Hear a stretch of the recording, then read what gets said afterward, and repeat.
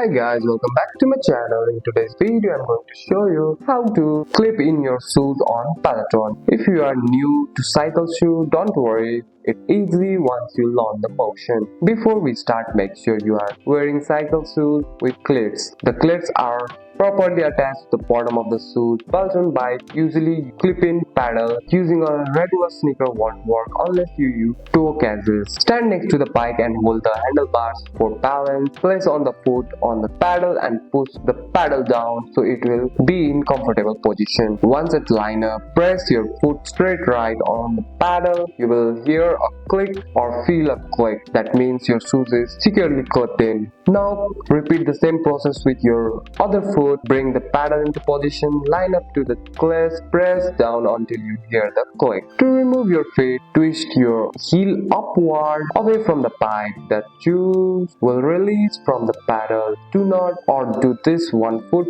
at a time while holding the handlebar for balance. And that's it. That's all for today's video, guys. If you found this video helpful, drop a like and subscribe for more videos. Thanks for watching. See you in the next one.